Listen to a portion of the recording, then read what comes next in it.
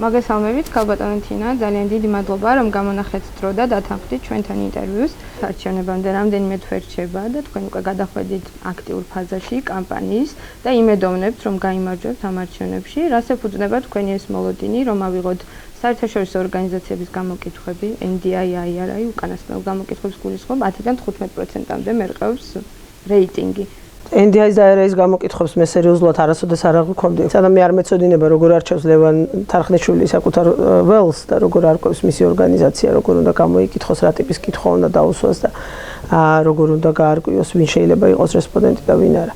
მანამდე რთული ამას სერიოზულად ვლაპარაკობ, ამას მნიშვნელობა არ აქვს, ხამდენ ლაპარაკს არ ვაპირებდი NDI-ზე და IRI-ზე, იმიტომ რომ თქვენ კითხვას მინდა გავცირდეთ პასუხი, რას ეფუძნება ჩვენი იმედები მას ეფუძნება, რომ NDI-ის მიერ ქვეყნის მასშტაბით დათვლილი 10% ჩვენ ერთ ქალაქში წარმოვადგენთ 27 მაისს.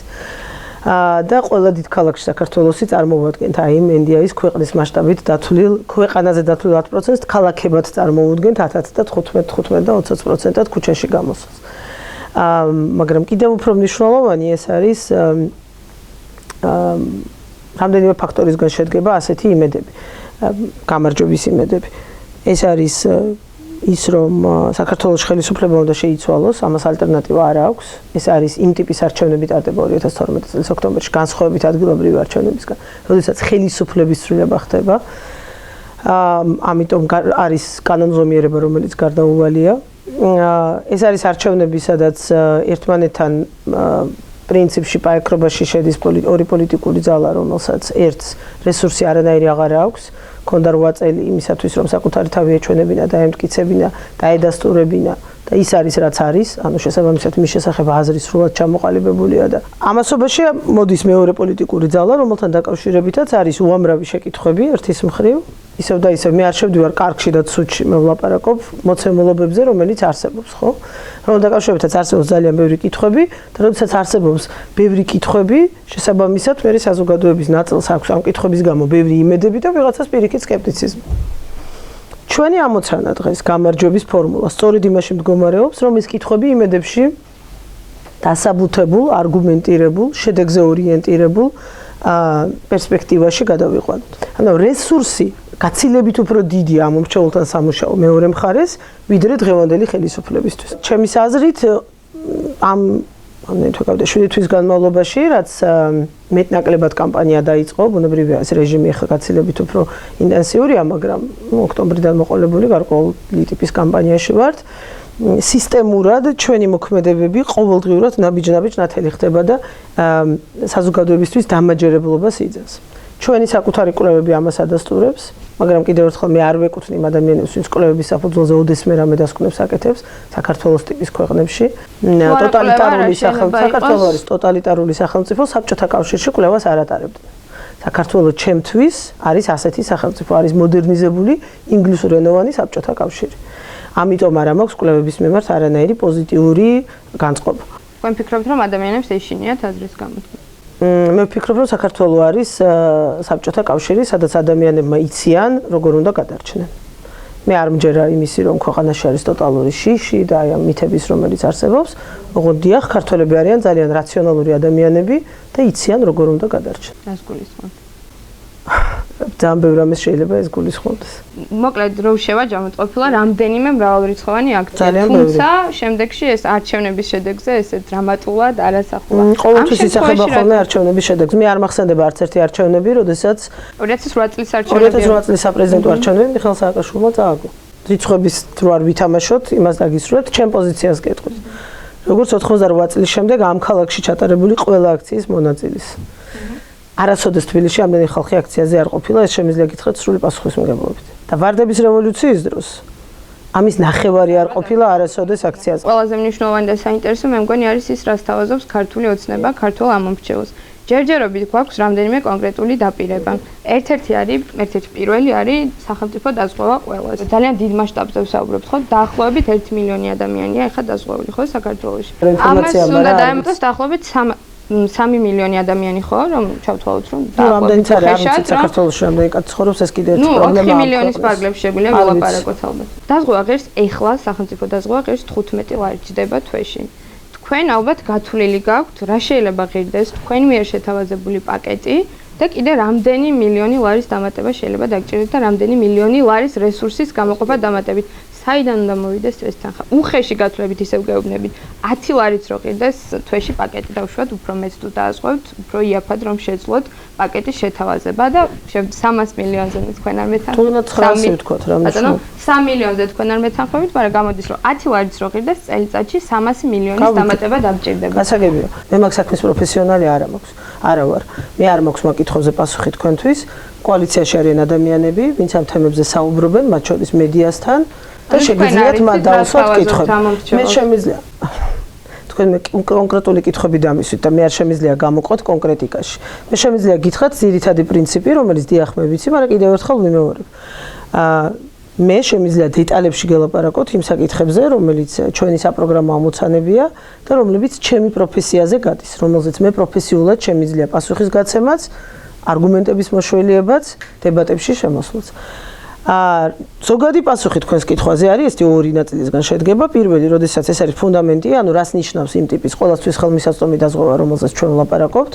აქ საუბარი არის ძალიან მარტივ სქემაზე, უმარტივეს სქემაზე და სწორედ ამიტომ არის თქვენი კითხვის მეორე ნაწილი მარტივი ჩვენთვის პასუხგასაცემად, თუ სხვა შემთხვევაში ვერ გიპასუხებდით. ჩვენ არაფრის არსად დამატებაზე არ ვლაპარაკობთ, ფიზიკურ დამატებაზე რაიმე თანხის. აქ საუბარია იმაზე, რომ თქვენი 20%-იანი საშემოსავლო გადასახადიდან, რომელსაც ყოველი ჩვენგანი ვიხდით, მის დასაქმებული ვართ, 7% პირდაპირ ირიცხება სადაზღვევო ფონდში.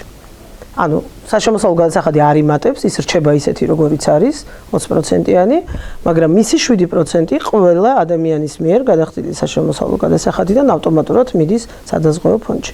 ეს არის ერთგვარი სოციალური სოლიდარობის ნიშანიც, როდესაც ის ვინც არ არის დასაქმებული, ანუ არ იხდის საშემოსავლო გადასახადს, ჩვენს მიერ გადახდილი გადასახადიდან იღებს სადაზღვევო პაკეტს და შესაბამისად ადამიანები, რომლებიც თავად მუშაობენ და საკუთარი შრომის შედეგად იხდიან ამ გადასახადს, იმ საბაზისო პაკეტს იღებენ სახელმწიფოსგან ამის კომპენსაციად. ანუ ჩვენ თუ ვილაპარაკებთ დამატებითი ფულის ბიუჯეტში მოსვლის აუცილებლობაზე, ეს არ არის. ეს პირველი ნაწილი. ახლა მეორე, უკვე არსებული რესურსიდან საიდან მოხდება გამოთავისუფლება, იმიტომ რომ გასაგებია რომ 20% ეხლაც მიდის და რაღაც სხვა რამეზე იხმარება, ანუ რაღაცას უნდა მოაკვეთოს. გადასახადების გადასახადებს ამაგაზეშივთ. კი, ამას ვამოსვათ, ანუ პირველი ბაზა აქედან არის, ანუ პირველი კითხვა ხო ეს არის, ფულ საიდან წარმოიშობა ეს თანხა. თქვენ 300 მილიონი თქვით, მე ამ რიცხვზე ვერ შემოგეკამათებით, იმიტომ რომ კიდევ ერთხელ ვიმეორებ და ვადასტურებ, რომ მე ეს არ ვიცი, არის თემები, რომელიც არ ვიცი და ამიტომ ვცდილობ რომ იმ ადამიანებს არა, არ გეკამათებით, არ გეკამათებით, არ ვიცი, არ გამათებით შეიძლება იყოს 300, მე 900 მილიონზეც მაქვს პასუხი, ამიტომ არ აქვს ჩემთვის მაგას პრინციპული მნიშვნელობა, საიდან შეიძლება მოვიდეს 900 მილიონი. ძალიან მარტივი პასუხები არსებობს მაგ კითხვაზე. მე მაგალითად მგონია და ვარ ღრმად დარწმუნებული, წლებია ვიბრძვი ამის წინააღმდეგ და ამიტომ ჩემთვის მარტივია ამ კითხვაზე პასუხისგაცემა, რომ საქართველოს ბიუჯეტიდან და მე ყოველი საბიუჯეტო წლის დასაწყისში ამას ვითვლი. 2011 წლის ბოლოს, როდესაც ბიუჯეტი გამოქვეყნდა, მე მაშინაც გამოვაქვეყნე თანხა, ეს იყო 1.5 მილიარდი ლარი საქართველოს ბიუჯეტიდან, ცენტრალური ბიუჯეტს გულისხმობ, არა თბილისის მხოლოდ ერთობლიობაში. რომელიც ჩემის ღრმა რწმენით და გამომდინარე იმ პრობლემებიდან, რომელიც ამ ქვეყანას აქვს, ჩემი ქვეყნის მოსახლეობის პრობლემების შესაბამისად, იყო აბსოლუტურად ჰაერში გასროლილი ფული და უნდა მოხმარებოდა სწორედ სოციალურ პროგრამებს. და 1.5 მილიარდი ლარი. ეს არის ფული, რომელიც იხარჯება უკაცრავად გართობაზე, სცენებზე, მეებზე რა ქვია, ჰაერში რო ვისვრით ხოლმე რა ქვია მას ფეერვერკებზე, შადრევნებზე. ეს არის თანხები, რომელიც იხარჯება მშენებლობებზე, რომელიც ამ ქვეყანაში არავის არ ჭირდება, იუსტიციის სამინისტროს ახალ შენობაზე, რომელიც გვაქვს. ეს სია ხო იცით როგორი გრძელია, ხა შემიძლია რომ ძალიან გრძელი სია წარმოგიდგენთ. რა შეჭირდება? მარტო თბილისში. მარტო თბილისის ბიუჯეტიდან. უზარმაზარი თანხა, უბრალოდ პროცენტული აღარ მახსოვს, იმიტომ რომ დიდი ხანი გავდა, 7 თვე გავიდა იმის მერე და რიცხვები აღარ მახსოვს ზეპირად, მაგრამ უზარმაზარი თანხა ირიცხება არაპირდაპირ და შავად ბრჭყალებში ვამბობ, ანუ შავად არა კორუფციულად, არამედ შავად იმ გაგებით, რომ არ წერია ეს ქაღალდზე, ესე თუ არ ჩაეძიე, ვერ გაიგებ, რომ ისე შინაგან საქმეთა სამინისტროსთვის. უჭირს, კეთყვით ახლა, უჭირს შინაგან საქმეთა სამინისტროს სახელმწიფო საბიუჯეტო რესურსი იმისთვის, რომ ყველა მუნიციპალიტეტს ფული არ მოპაროს. ეს არის თანხა, უზარმაზარი თანხა, ეს არის ჩვენ რამოდენიმე 10 მილიონზე ვლაპარაკობთ. თბილისის ბიუჯეტისთვის ეს ძალიან ბევრი ფულია. 10 მილიონზე. ეს არის ფული, რომელიც იხარჯება პოლიციის შენობების გარშემო ბაღების და სკვერების მოწყობისთვის, განათების სისტემის მოწყობისთვის, პოლიციის შენობის რაღაცა სხვადასხვა არის ეს იმის მიხედვით, რომელიც ჭირდება რეაბილიტაციისთვის. მაშინ, როდესაც შინაგან საქმეთა სამინისტროს ბიუჯეტი ერთ-ერთი ყველაზე დიდია ქვეყანაში სახელმწიფო ბიუჯეტში, ისედაც. ამ თანხის მასშტაბებს რო დავბრუნდეთ და ანატომიას 1.5 მილიარდი ძალიან დიდი თანხა არის. პირველ რიგში თქვენ ახსენეთ და ხშირად ახსენებენ ხოლმე გართობას, კონცერტებს და ასე შემდეგ. ეს თანხები მოდის ხოლმე პრეზიდენტის და პრემიერ-მინისტრის ფონდიდან. არა, თუ შეიძლება დავასრულებ.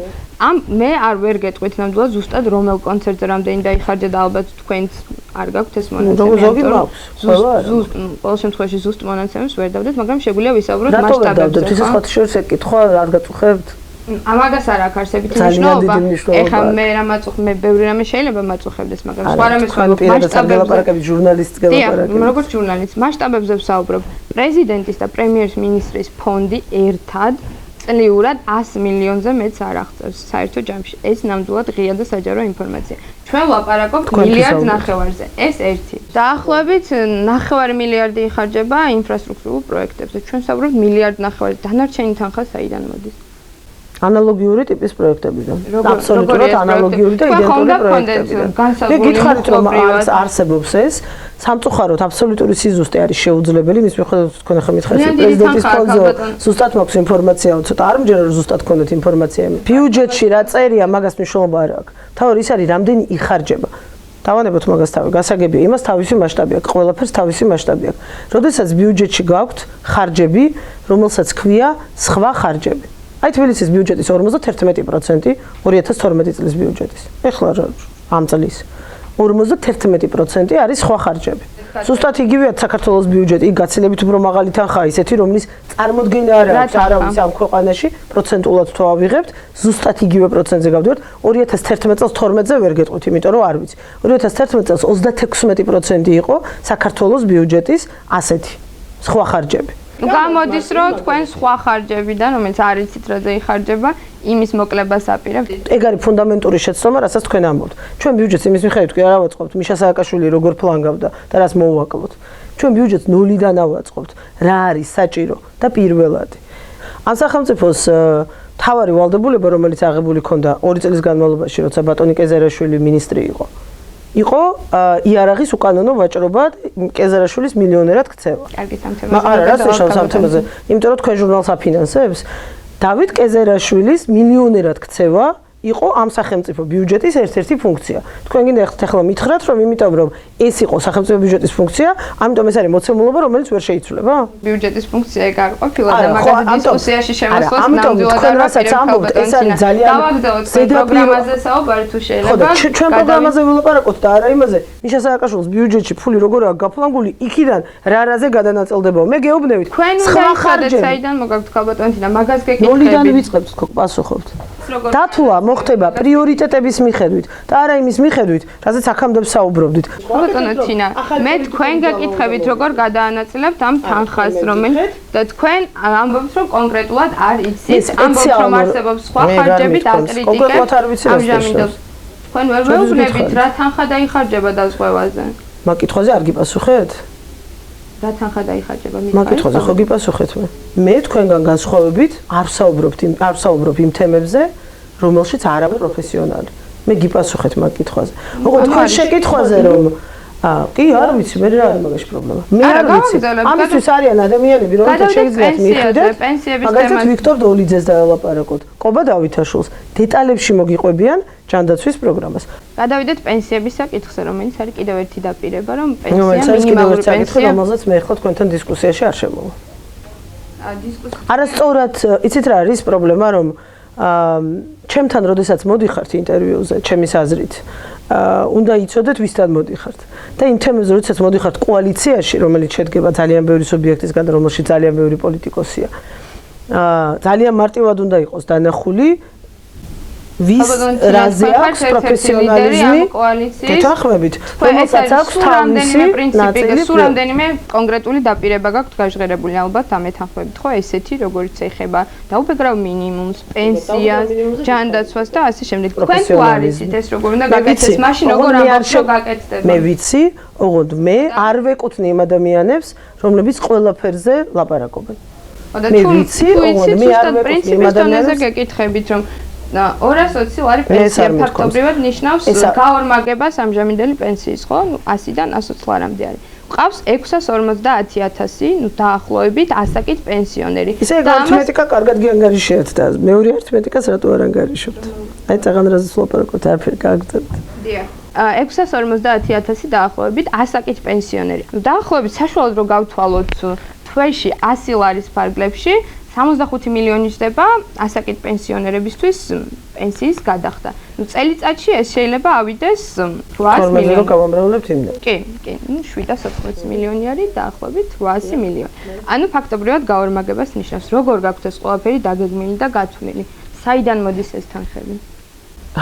აი ისე ვიქიდან მისვავთ კითხვას და ამიტომ უნებრივია ქალბატონინა ყველა საინტერესო საქართველოს ბიუჯეტიდან პასუხით ამარტივია ეს არის თქვენი კითხვა ეს თანხები მოდის საქართველოს სახელმწიფო ბიუჯეტიდან როდესაც მოხვალთ ხელისუფლებაში მე დაგეგმა საქართველოს სახელმწიფო ბიუჯეტი გამოქვეყნდება წინასაარჩევნოდ ჩვენი ბიუჯეტი რომელსაც შევთავაზებთ საქართველოს 2013 წლის 1 იანვრიდან წინასაარჩევნოდ წინასაარჩევნოდ მე ამას პასუხი მაქვს ოღონდ ჩემი პასუხი თქვენთვის არის ის რომ თუ თქვენ ეს გაინტერესებთ ხოლმე დროს ახლა მეკითხებით. რა თქმა უნდა, ეს ორი კონკრეტული დაპირება ფუნდამენტი უნდა იყოს საქართველოს სახელმწიფო ბიუჯეტი 2013 წლის 1 იანვრიდან. როგორი იქნება ქართული ოცნების ხელისუფლებაში ყოფნის პირობებში წინასაარჩევნოდ გამოქვეყნდა. ამაზე ნუ გავისაუბრებთ, მაშინ რახან კონკრეტული მონაცემები ყოველ შემთხვევაში თქვენ არ გაქვთ. კონკრეტულად მაგიდაზე მიდოს ეხლა შემიძლია გაჩვენოთ, მაგრამ თქვენ კითხვაზე პასუხი მოგეცით უკვე. თქვენ კითხვაზე პასუხი მოგეცით. ჩვენი ამომრჩეველი გარწმუნებთ, რომ სახლში მიიღებს ყველა მონაცემს და ამ ინფორმაციას. ანუ თქვენ განსაზღვრული გაქვთ ეს თანხები, თუმცა ეხლა არ მეუბნებით. 1300 გვერდიანი დოკუმენტია, შემიძლია გითხრათ. 1300 გვერდისგან შედგება, იმიტომ რომ იქ მარტო საბიუჯეტო მონაცემები კი არ არის, ასევე ყველა კონკრეტული ასპექტი და პროგრამული დასაბუთებაა მისი გათვალისწინებული. და ვერ გვეტყვით რამაზე რამდენი ორ მთავარ დაპირებაზე რამდენია გათვალისწინებული. არა, მე არ მგონია რომ დღეს ეს მათემატიკა ვინმე საინტერესებს. თქვენი პარტია, რესპუბლიკური პარტია იყო ეროვნულ საბჭოში და დაუჭირა მხარი ბატონი ლევან გაჩეჩილაძის კანდიდატურას. იყავით ალიანსში, სადაც უკვე ლიდერი ბატონი ირაკლი ალასანია იყო და დღეს ხართ კოალიცია ქართულ ოცნებაში. ლიდერის გარდა აი რა განასხვავებდა ამ კოალიციებს ერთმანეთისგან? ლიდერების. ყველა არც ერთ კოალიცია არ არის ერთი და იგივე და არასოდეს არ არის მხოლოდ ლიდერი განსხვავებული. იმიტომ რომ ჯერჯერობით მოცემულობა და ფაქტობრივი მდგომარეობებია განსხვავებული, პოლიტიკური თვალსაზრისით არის შემადგენლობა სწორედაც რომ არ არის ძალიან რადიკალურად განსხვავებული, პოლიტიკური მდგომარეობაა განსხვავებული. ლევან გაჩეჩილაძე ლიდერი გახდა ძალიან კონკრეტულ მოცემულობაში, როდესაც ჩვენ პრაქტიკულად ომი გამოგვიცხადა ხელისუფლება. 7 ნოემბერი ყველას გვახსოვს. მშვიდობიანი დემონსტრაციის დარბევა, მე ტელეკომპანიაში სპეცნაზის შევარდნა, ეს იყო პირდაპირ მნიშვნელობით პოლიტიკური თვალსაზრისით, კომუნისტებრივი და არა სამხედრო თვალსაზრისით ომის გამოცხადება. და ჩაითვალა კოალიციაში, რომელიც საპარლამენტო არჩევნებს ითხოვდა და არა საპრეზიდენტო არჩევნებს და ეს ყველას ალბათ ახსოვს. საპარლამენტო არჩევნებს ითხოვდა კონსტიტუციით დადგენილ ვადებში და არა რამე განსაკუთრებულს, რომ იმ ტიპის დაპირისპირებაში, იმ ტიპის წინააღმდეგობაში და ფრონტში, რომელშიც პოლიტიკურ ფრონტში, რომელშიც აღმოჩნდით ჩვენ სააკაშვილის გადადგომის შემდეგ, იმ ბრძოლას ჭირდებოდა ლევან გაჩეჩილაძის მაგვარი ლიდერი. მიშა მოვდივარ ლიდერი ჭირდებოდა და არა ვთქვათ უფრო ემოციურად ნაკლებად მეტად გაწონასწორებული და უფრო მეტად ვთქვათ დაფიქრებული და ასე შემდეგ ლიდერი როგორც იქნებოდა კონკურენტი იმ კენჭისყრაში დავით უსუფაშვილი. ჩეხება ალიანს სრულიად სხვა კონტექსტი იყო, სრულიად სხვა არჩევნებზე ვლაპარაკობთ თავისი მნიშვნელობით. ეს არ იყო ხელისუფლების ცვლის არჩევნები, ადგილობრივი არჩევნები ასეთი არასოდეს არ არის. ანუ აბსოლუტურად არანაირ კავშირს მე არ გავაკეთებდი. დღევანდელ კოალიციასთან თუ რამე კავშირებზე შეიძლება ან თვისობრივ მნიშვნელობებზე ვილაპარაკოთ, უფრო მეტად აი იმ საპრეზიდენტო კამპანიასა და დღევანდელს შორის შეიძლება შევადაროთ ვიდრე ალიანსი. ალიანსი ძალიან ლოკალური ფუნქციის მატარებელი, როგორც არჩევნო თვალსაზრისით, ასევე პოლიტიკური თვალსაზრისით ერთობა იყო, რომელმაც იმუშავა ისე, როგორც იმუშავა. დღეს დღევანდელი კოალიცია რატომ არის განსხვავებული თქვათ 7 ნოემბრის კოალიციისგან თუ ეს პირობითაც დავარქვას თუ 5 იანვრის კოალიციისგან.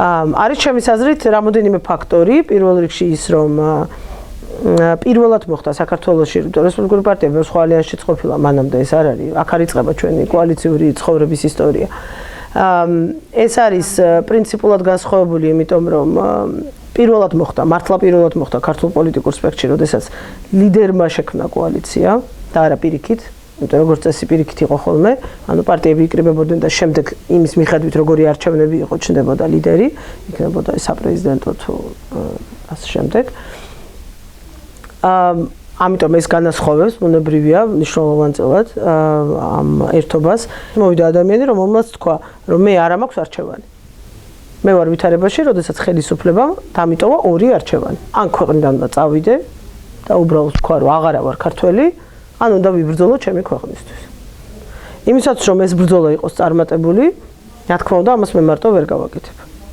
ამიტომ ამ ბრძოლის წარმატებას სჭირდება აი ესეთი შემადგენელი და ეს ფორმულა აღმოჩნდა, ეს შემადგენელი იყო რესპუბლიკელები და თავისუფალი დემოკრატები დასაწყისში, რითიც მან ნათლად და ცალსახად ყველას აჩვენა საკუთარი პოლიტიკური განაცხადი, როგორც იდეოლოგიური, ასევე წმინდა პრაგმატულ პოლიტიკური და შემდეგ უკვე ბრძოლის გაძლიერებისთვის მოხდა კოალიციის გაფართოება.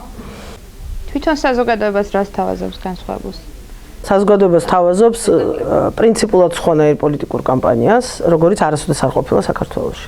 ამაში მე ვფიქრობ, რომ ყველა ობიექტური მაყურებელი თანხდება. ეს არის კამპანია პრაქტიკულად სრულად დაცლილი ემოციისგან, პოპულიზმისგან, ვაშა-ვაშას დახილიდან და ჯოს-ჯოს დახილისგან. ეს არის კამპანია, სადაც განსხვავებით 2007 წლისგან ჩვენ მოვახერხეთ რომ რადიკალურად მეორე მხარეს აღმოუჩდით პოლიტიკური გემოვნების, პოლიტიკური კამპანიის წარმოების გემოვნების. როდესაც ერთის მხრივ 7 თვე უყურებთ ტანსაცმლიდან ამოვარდნილ სრულ შეურაცხად კაცს, რომელიც მუმიებს და ვამპირებს დაძდევს თელ საქართველოში და ყველა გამოსვლაში ჩხუბობს, ყველა გამოსვლაში საკუთარი ქვეყნის ამომრჩევლებს, რომლის პრეზიდენტობის პრეტენზიაც აქვს, შეურაცხყოფას აყენებს. და მეორე მხარეს არის კაცი, რომელსაც ჯერ ხმისთვის არ აუწევია და რომელიც სრულიად მშვიდად, მიზან მიმართულად, ისე როგორც პირველ დღეს გამოაცხადა, აწარმოებს თავის საარჩევნო კამპანიას. ქართული ოცნების რიგი წარმომადგენლები არ ერიდებიან ქსენოფობიური და ჰომოფობიური განცხადებების გაკეთებას. მაგალითად, ამასაც წაგიკითხავთ. პარტია ქართული ოცნების თავმჯდომარე მანანა კობახიძე 2011 წელს სააგენტო საქმეთან ინტერვიუში აცხადებდა, რომ უმცირესობათა უფლებების დაცვით საქართველოს დასავლელ მეგობრებს დემოკრატიულობას უმტკიცებს, იქვე ამატებს.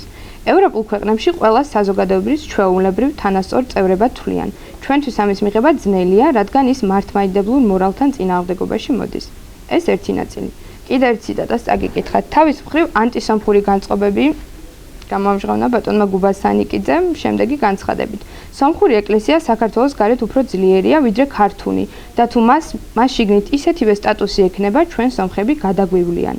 გავიხსენოთ აზიზიეს მეჩეთის თემაც, ამაში იყო ჩართული თქვენივე თანაპარტიელი ბატონი მურმანდულბაძე, რომელიც ჩვენ თანაპარტიელი აღარ იყო იმის მერე, რაც ჩაერთო მაგთემაში. დიახ, ზუსტად მაგას გულისხმობ. ანუ ჩართული დროს აღარ იყო უკვე უბრალოდ დაგიზუსტეთ. იმის გამო, რომ ამ საპროტესტო აქციებში იღებდა მონაწილეობას, რაც თქვენს არა, მაგის გამო არ გაგვირიცხავს ჩვენს პარტია კიდე ერთი მითია, რომელიც რომელიც წესდებასთან შეუსაბამო ქცევების გამო დაკითხული მაქვს თქვენი განცხადება. აზიის მეჩეთთან კავშირში არ არის ეს. საპროტესტო აქციაში მონაწილეობა ანუ ქსენოფობიური განცხადებები და ამ აქციებში მონაწილეობა ეს მერე დაიწყო, რაც უკვე აღარ იყო პარტიიდან მაგის გამო არ გარიცხულა ეს. თქვენთვის და ბატონმა ბიძინა ივანიშვილმა ის ერთ-ერთ თავის თანამებრძოლად გაიხადა.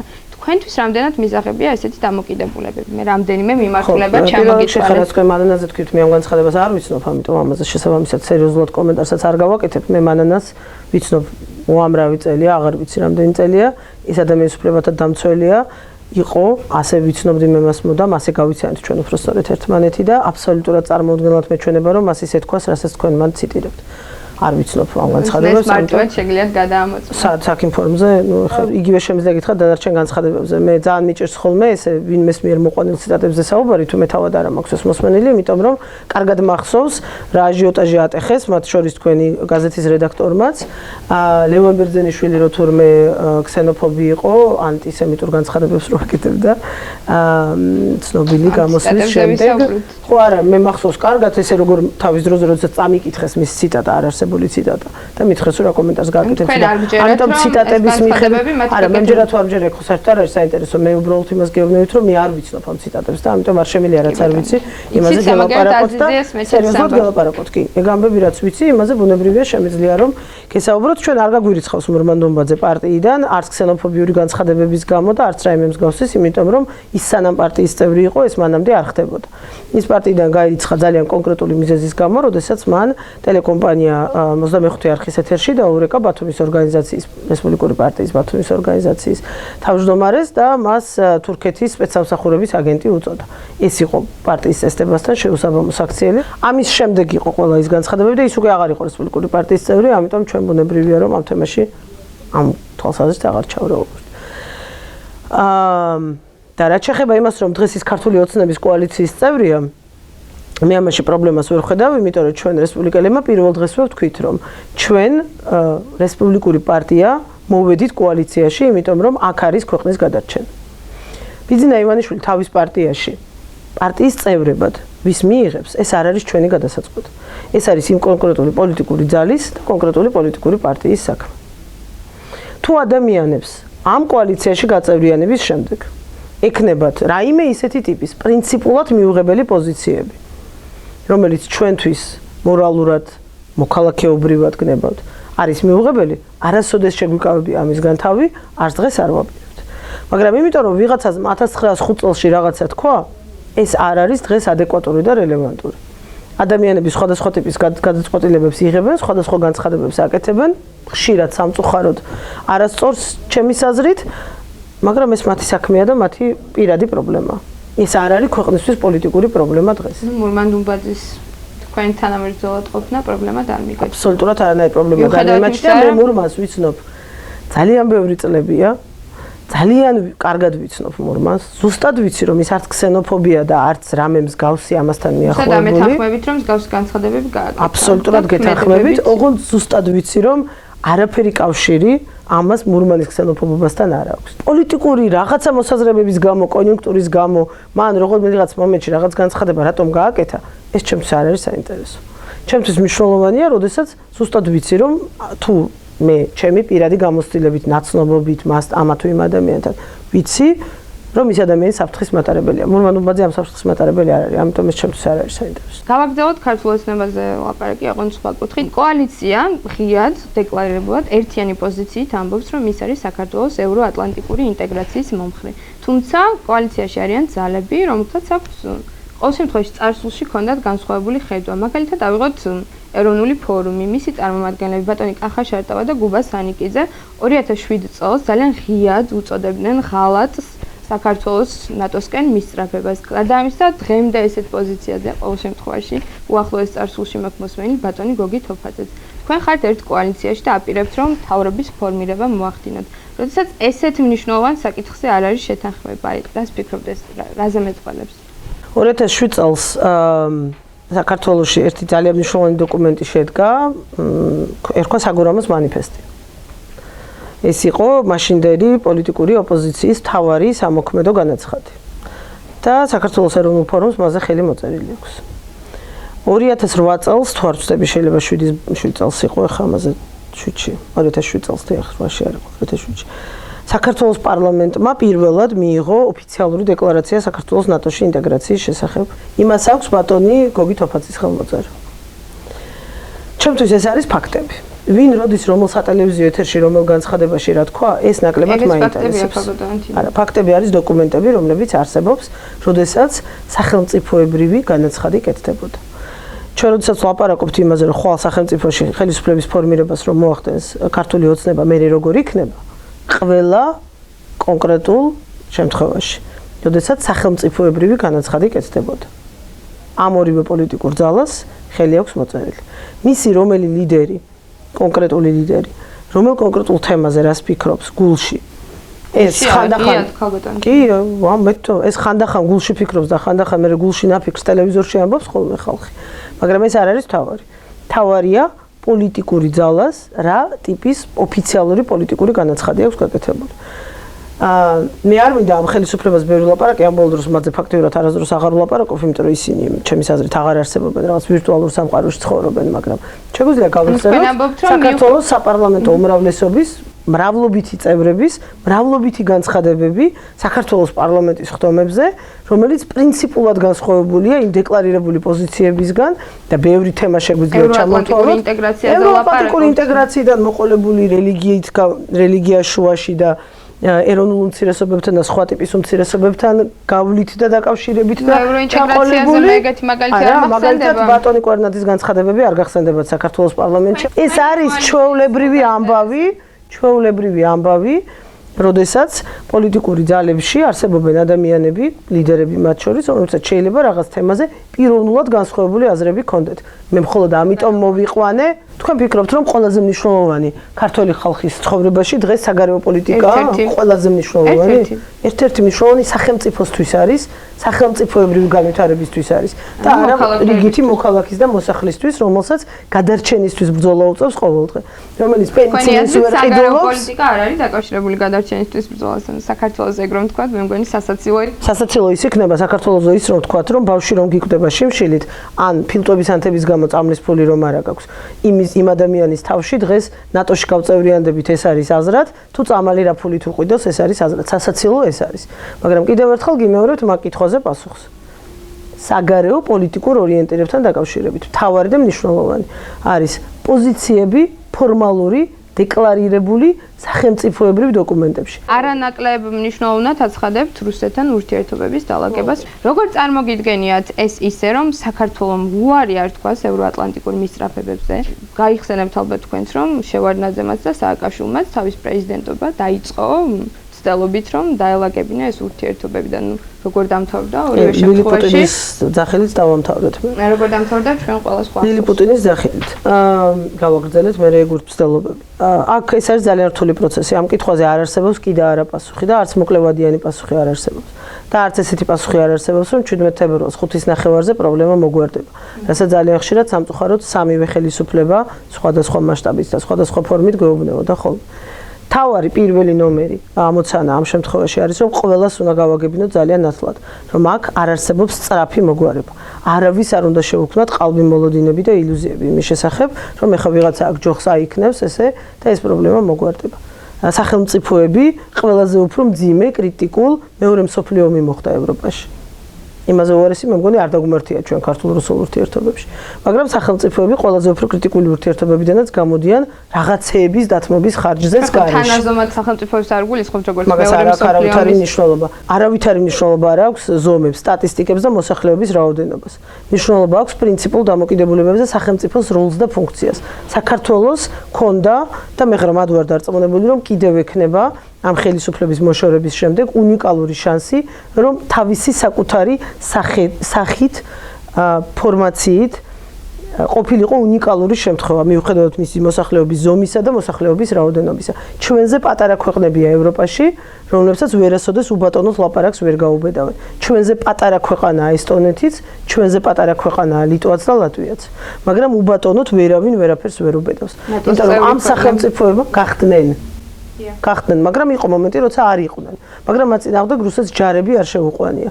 და ეს არ იყო რუსული სახელმწიფოს ოცნება, რომ გაეშვა და ნატოს წევრი გაეხადა ბალტიისპირეთის ქვეყნები. ეს იყო იმ სახელმწიფოების ხელისუფლებების პრინციპული, სწორი და დროზე ორიენტირებული გადაწყვეტილებები და მოქმედებები. ჩვენ სამწუხაროდ არ აღმოგვაჩნდა ქართულ არც ერთ ხელისუფლებას, საქართველოში არც ერთ ხელისუფლებას არ აღმოაჩნდა საკმარისი მოთმინების უნარი, მიზანმიმართული, გეგმაზომიერი, სტრატეგიული ხედვა იმისი, როგორ უნდა ექცია საქართველოს ისეთ სახელმწიფოს, რომელსაც სახეში სილას ვეღარ გააწნავდნენ. ჩვენმა ხელისუფლებამ, განსაკუთრებით დღევანდელმა, ყველას გადააჭარბა ამაში, ყველაფერი გააკეთა იმისთვის, რომ ეს ყოფილიყო მის შესახებ, ერთი კაცის შესახებ და არა საქართველოს შესახებ. და მთელი ტრაგიზმი ყველაზე კარგად გამოჩნდა იმ დღეს, როდესაც მიშა სააკაშვილმა თქვა პირველად და მე სულ იმეორებს ამას ეთქვა ვიღაცა მოთხრა, რომ ეს კარგია, რომ ამას ლაპარაკობს, რომ საქართველოს გადარჩა, იმიტომ რომ მისი ხელისუფლება არ შეცვლილა. ძალიან კარგად გამოჩნდა მთელი სახე ამ ხელისუფლების. რომ მისი ამოცანა ქვეყანაზე ზრუნვა, ქვეყნის ტერიტორიებზე ზრუნვა, მისი ევროატლანტიკური ინტეგრაცია, პერსპექტივა კი არ იყო. ეს ხო მიშა სააკაშვილი რამდენი წელი იქნებოდა საქართველოს ხელისუფლების მეთაური. მე არც ერთი წამით აქ არ გულისხმობ იმას, რომ მეორე დღეს უნდა გამოსულიყო და გადამდგარიყო. ამას არ გულისხმობ. ოღონდ მას მუდმივად ამაზე არ უნდა ელაპარაკო.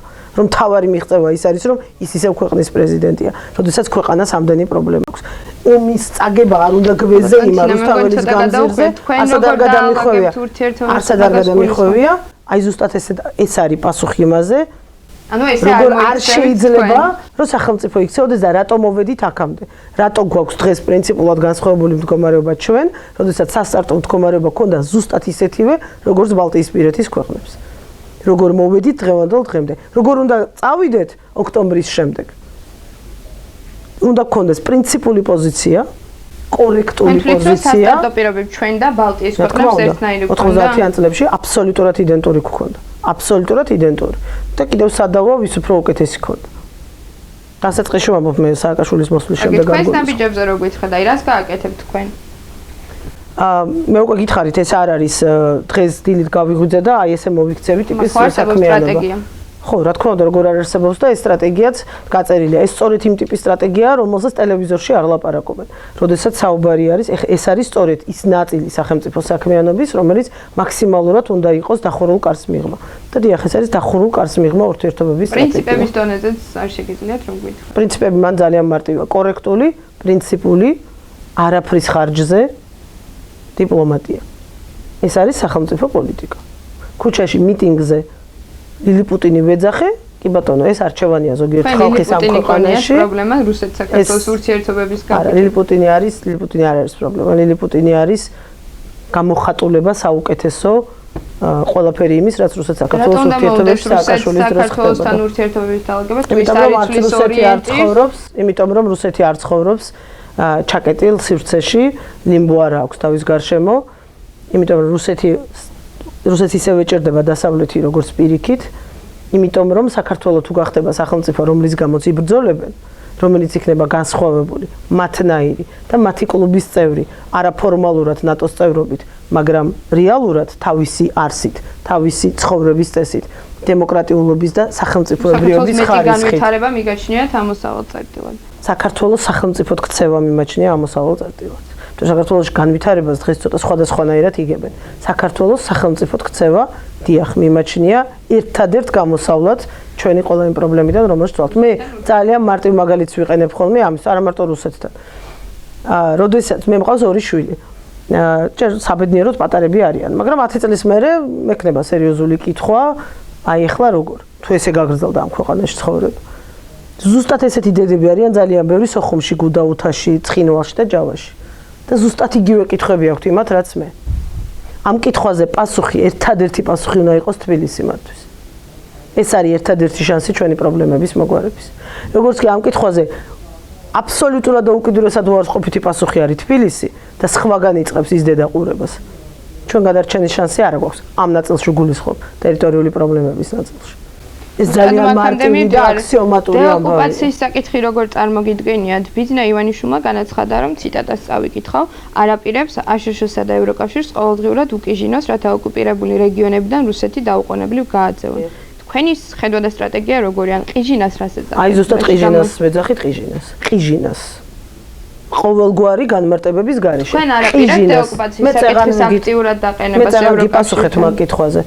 დიპლომატიაში და დახურულ კარს მიღმა და არა ყიჟინას. ზუსტი სიტყვა გამოიყენა ბიძინა ივანიშვილმა. ღიად დაყენებას გულისხმობ. ყიჟინა ღიად ეს საკითხი დაყენებულია და არ არის საჭირო ყოველ დილას აღამოს ამაზე ვილაპარაკოთ. ამაზე საუბრობს ამერიკის შეერთებული შტატები. ყველა დოკუმენტში ღიად საუბრობს. კი ბატონო, საუბრობს. უკვე საუბრობს. და რა? მერე რა ხდება? საუბრის მერე რა ხდება?